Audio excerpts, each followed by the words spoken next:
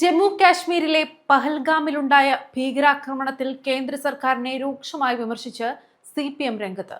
ജമ്മു കാശ്മീരിന്റെ പ്രത്യേക പദവി എടുത്തു കളഞ്ഞതോടെ സമാധാനം പുനഃസ്ഥാപിക്കപ്പെട്ടെന്നും പ്രദേശം ശാന്തമായെന്നുമുള്ള കേന്ദ്ര ആഭ്യന്തരമന്ത്രി അമിത് ഷാ അടക്കമുള്ളവരുടെ അവകാശവാദമാണ് ഭീകരാക്രമണത്തോടെ തകർന്നടിഞ്ഞതെന്നും CPM സംസ്ഥാന സെക്രട്ടറി MV ഗോവിന്ദൻ.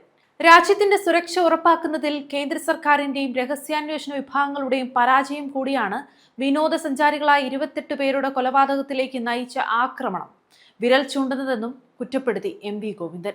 കേന്ദ്ര ആഭ്യന്തരമന്ത്രിയുടെ നേതൃത്വത്തിൽ ശ്രീനഗറിൽ ഉന്നതതല യോഗം ചേർന്ന് ദിവസങ്ങൾക്കുള്ളിലാണ് ആക്രമണമുണ്ടായിരുന്നത്.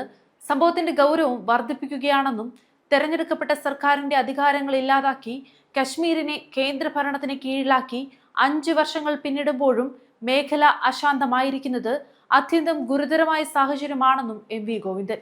ഭീകര ശൃംഖലയെ ഇല്ലാതാക്കുന്നതിൽ മോദി സർക്കാർ പൂർണ്ണമായും പരാജയപ്പെട്ടിരിക്കുന്നുവെന്നാണ് ഈ സംഭവത്തിലൂടെ വ്യക്തമാക്കുന്നതെന്നും MV ഗോവിന്ദൻ പറഞ്ഞു.